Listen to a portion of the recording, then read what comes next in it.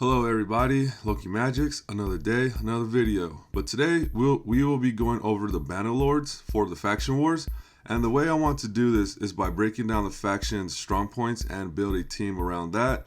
I will start with the best case dream team scenario, and then we're going to go into the worst case team scenario for the Banner Lords.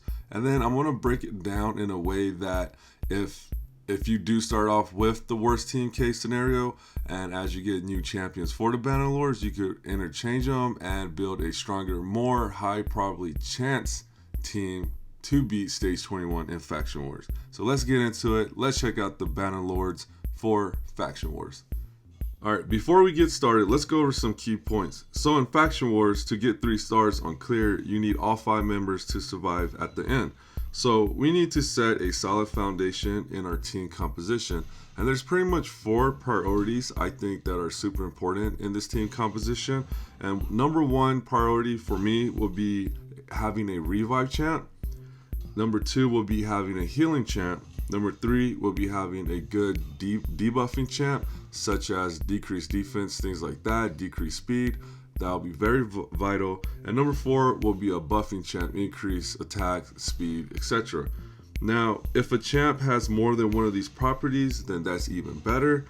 But overall, as a whole, your team will need the 4 priorities in their team composition to succeed in Faction Wars.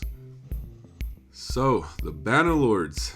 Man, to be honest, they don't really have a strong roster at the moment. There are some decent champs, but the decent ones are mostly legendaries and void type champions. So pulling a strong team for this faction can be a challenge as it is, and to make things even more difficult, they lack good debuffing champions. And then the ones that do have decent debuffs, they are on a very long cooldown. So with all that being said, let's sort this out and try to build us a winning team for Faction Wars. Okay, so keeping the 4 priorities in mind, let me introduce to you my dream team. And we're going to start off with Raglan. And pretty much Raglan is your revive, healer, speed booster, cleanser. If you have her, she is a must. There's no reason not to use her. Her revive on a 2-turn cooldown is just pretty insane and nice, and she's pretty OP as is in for Faction Wars because of her A3, her A2 heals and removes debuffs, her A1 increases your turn meter, and her aura is pretty sick too. So if you have Raglan, this is a must. You have to put her in your team. Moving on. Alright, so let's go with the number 2 guy, and that will be Lugun, because he is your healer, buffer, debuffer, and his ability to heal on A1 is just super nice. His A3 is also good to block enemy skills. So his A1 pretty much heals all allies every time he attacks. His A2, it's a long cooldown, but it is nice to have increased defense, ally protection. His A4 also blocks cooldown skills on your enemy, and his aura is pretty sick, 38% HP increase in faction crypts. So this guy with Raglan is pretty much going to make your team pretty OP, have high sustainability. And another thing to note is most likely the higher tier stages in Faction Wars, you're probably going to do it on manual. So having a toolkit like this where you could block cooldown skills and you could increase your defense out of protection is going to come in handy when you time it right. So this guy with Raglan is a must. Alright, moving on. Alright, so the 3rd spot will have to go with this guy right here, Richthof. So Richthof is your poison DPS champion. Like I mentioned earlier, Banner Lords lack really good debuffing DPS champs. So you're just gonna have to go with poison debuffs. And poison is pretty good too, because in the higher stages they'll have more HP, booyah booyah, and poison will come in handy. So not really much to say why Richthof is the 3rd pick. Other than that, he attacks all enemies. Attacks one every 3 times, putting on poison. his A3 right here, he can spread the debuff by copying the one on that one enemy. And his aura, I mean, 27% increased attack. I don't know if it's better than HP or defense, but that option is available to you. So number 3 will be Richthof. And then going to the number 4 slot will be Septimus, because his ability to extend your debuff will pair nicely with Richthof's poison debuffs. And also he does have his A2 based on enemy max HP and attack, which we know is like a cold hard thing that should hit hard, so I will take him. And then for the final slot would have to be Lord Champert. Really nothing super special, but he just has a little bit of utility. Attacks all enemies, decrease accuracy, decrease attack is always nice. And his A1, nothing special.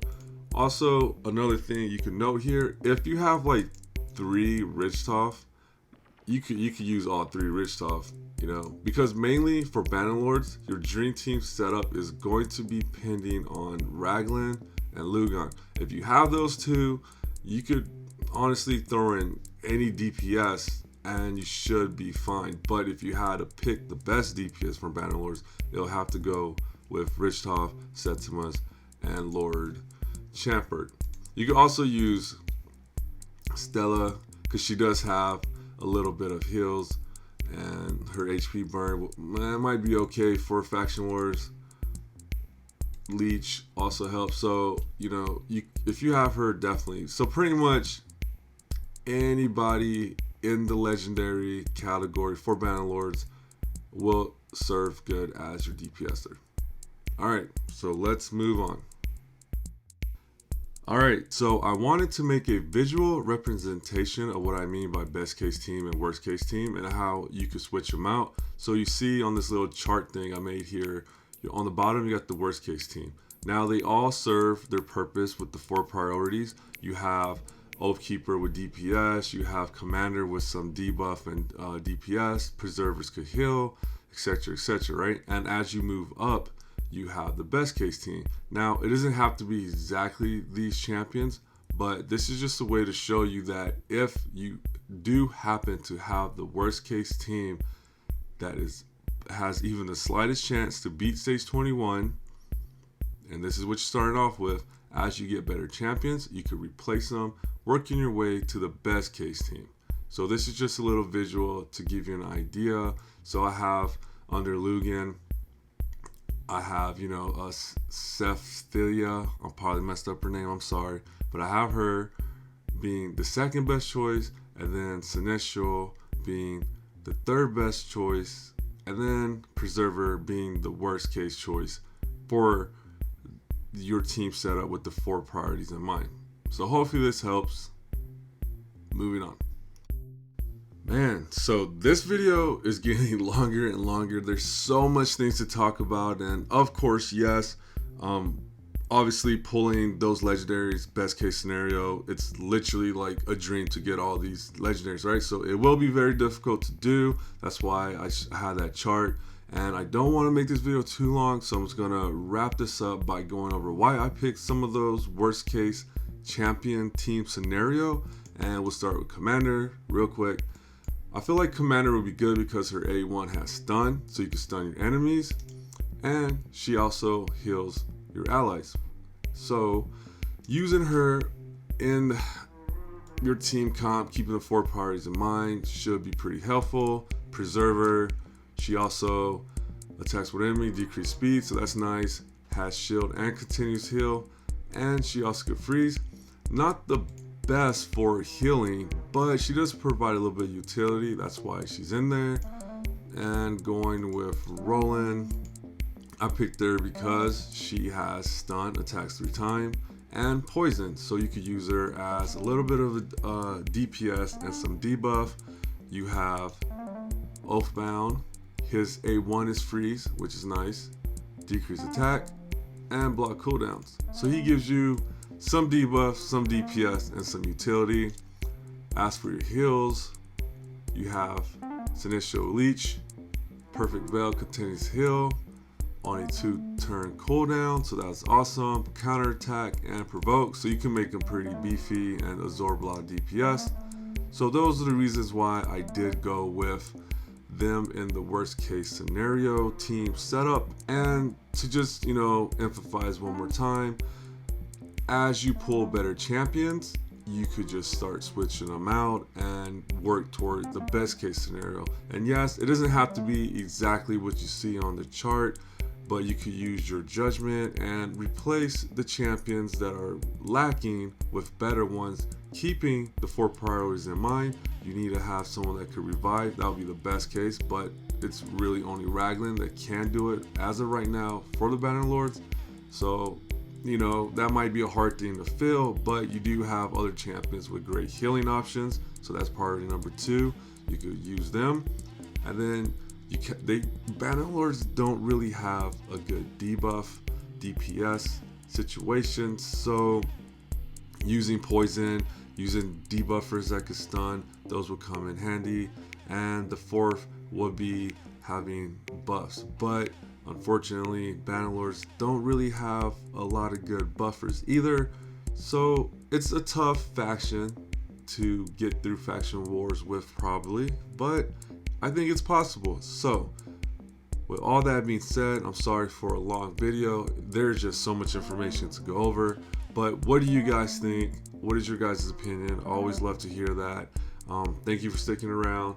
I hope this guide gave you a little bit more insight on how to build your Bannerlord Faction Wars team. And if you guys have any questions, just leave a comment and I'll try my best to answer them. So regardless, most importantly, you guys take care, be safe, have fun, enjoy your weekend, and I'll see you on the next one. Peace. Perfect.